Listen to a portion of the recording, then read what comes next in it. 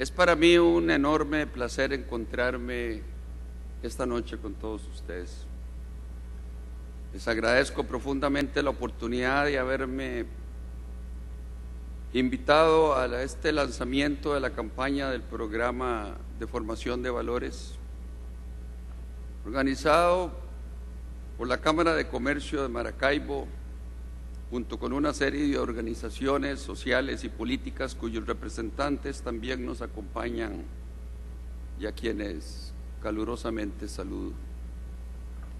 Para ustedes, queridas amigas y amigos maravinos, mi más sincero agradecimiento por permitirme compartir unas palabras de amistad en esta maravillosa noche.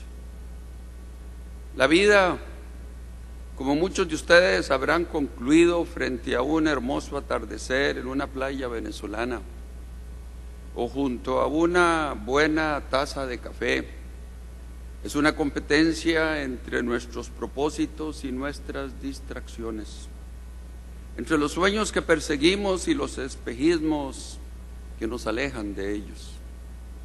Muy a menudo sentimos que el mundo conspira para apartarnos de las cosas que amamos, y nosotros también conspiramos cada vez que olvidamos las emociones que descansan en las fibras más profundas de nuestro espíritu.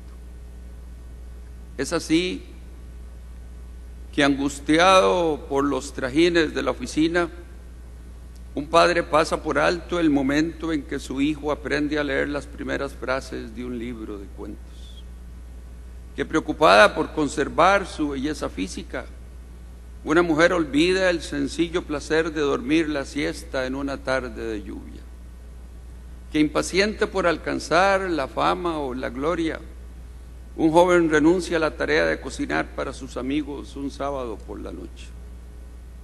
Y así se nos va la vida, sacrificando lo más importante en la pira de lo intrascendente.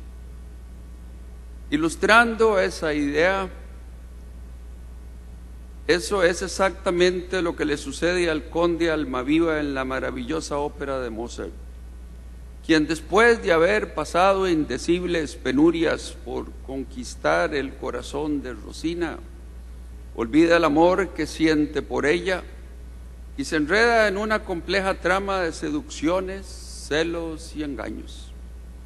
En el momento climático de la obra, al final del último acto, los personajes principales se reúnen en el escenario a ver el momento en que el conde se percata de su error y pide perdón en una escena que aún hoy nos conmueve más allá de las palabras. Los personajes de las bodas de Fígaro son un coro que guía los pasos del conde de vuelta hacia la senda de su propio corazón. Fígaro, Susana, la condesa, Bartolo, todos están ahí para recordarle dónde reside su amor, cuál es el propósito de su vida y cuáles son apenas distracciones y vanidades. Al igual que el conde de Almaviva, al cumplir 117 años de haber sido fundada, la Cámara de Comercio de Maracaibo desea recordar qué es lo verdaderamente importante para los habitantes de Maracaibo, los valores que se esconden en el centro de su corazón, los miedos que se deben desterrar y las actitudes que se deben recuperar.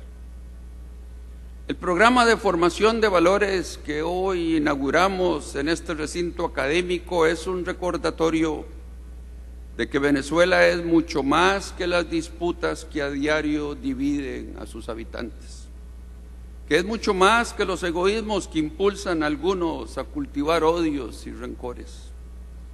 Algunos dirán que este acto de inauguración es intrascendente, que lo que importa es lo que vayamos a hacer después de esta noche.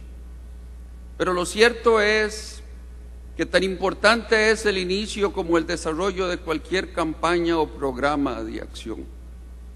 En la antigua Roma, una inauguración consistía en la ceremonia a partir de la cual los augurios, un tipo de sacerdotes, obtenían la sanción de los dioses para alguna decisión adoptada por los seres humanos.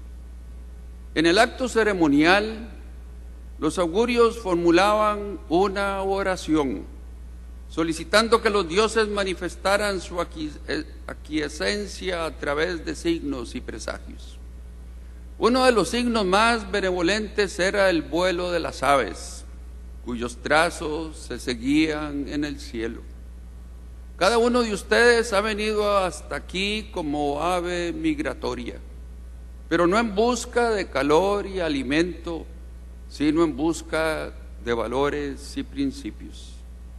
Su vuelo es el magnífico presagio que hemos divisado en el firmamento y que vaticina para Venezuela días de mayor esperanza.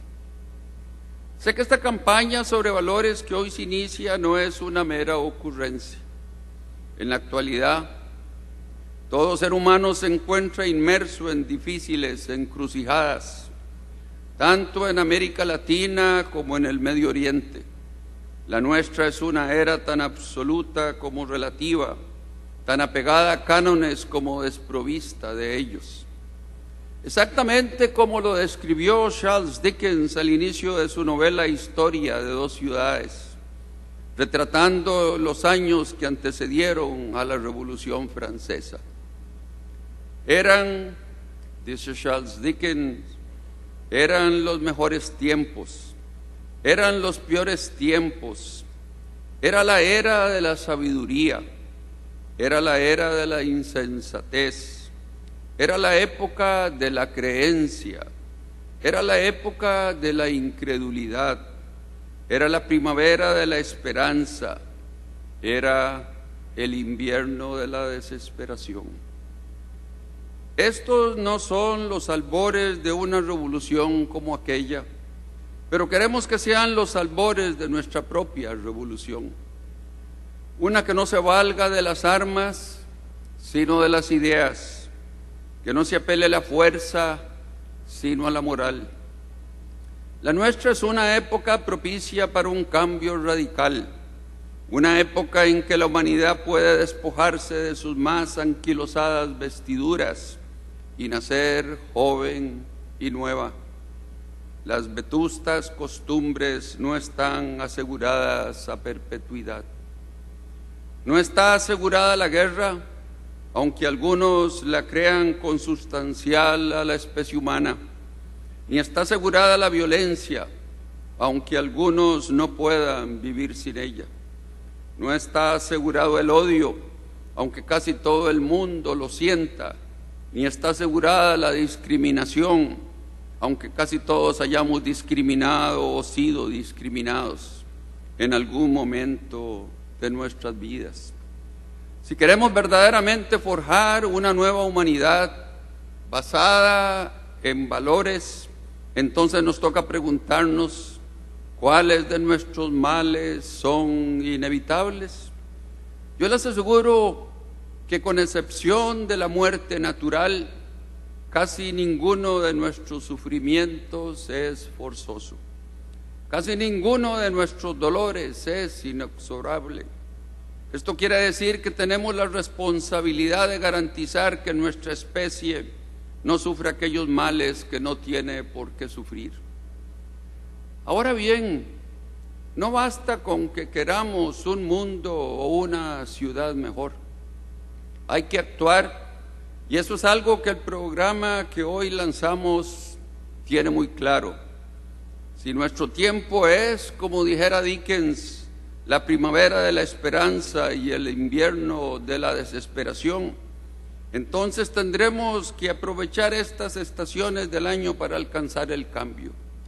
Para ello, esta noche les propongo acometer 3 tareas urgentes: desterrar el invierno de la corrupción, atravesar el invierno de los peligros para la democracia y fomentar la primavera de la ética. Empecemos por desterrar el invierno de la corrupción. En el diagnóstico sobre los males de América Latina hay un lugar especial para la corrupción. En cualquier intento por darle a nuestro futuro una meta y un sentido, deben figurar la lucha por la transparencia, la veracidad y la credibilidad de quienes dirigen la vida política y económica. La corrupción no consiste únicamente en utilizar el poder político para el enriquecimiento personal no legítimo. La corrupción es mucho más que la colusión entre servidores públicos y empresarios, o entre servidores públicos y delincuentes para sacar ventajas ilegales o moralmente cuestionables. Hay otras vertientes de la corrupción que no están expuestas a la sanción legal y no siempre ni en todos los lugares se someten al escrutinio de la opinión pública. Hay corrupción en la renuncia de los gobernantes y de los dirigentes políticos a ejercer la función educativa que les corresponde en una verdadera democracia. El doble lenguaje, el decir a los gobernados solo lo que éstos quieren oír, el no llamar por mero cálculo electoral las cosas por su nombre, son prácticas que corrompen y degradan a los individuos, a las sociedades y sobre todo al sistema democrático. Es también corrupción interpretar que una carrera política es exitosa solo si siempre se ganan las elecciones, aunque para ello haya que ocultar la verdad o reservarla para el momento electoralmente oportuno, sin que importen las consecuencias del ocultamiento. Es corrupto olvidar que la participación en la política o en el gobierno exige preparación, desprendimiento, voluntad de servir a los demás y congruencia entre lo que se predica y lo que se practica, entre la palabra y la acción. Hay corrupción en el político o el gobernante que confunde sus intereses personales con los intereses del Estado y de la comunidad. Hay corrupción cuando los gobernantes y la clase política utilizan el reparto de privilegios y canonjías para despojar a los partidos políticos, así como a muchas organizaciones civiles, de sus principios éticos y de su fortaleza intelectual.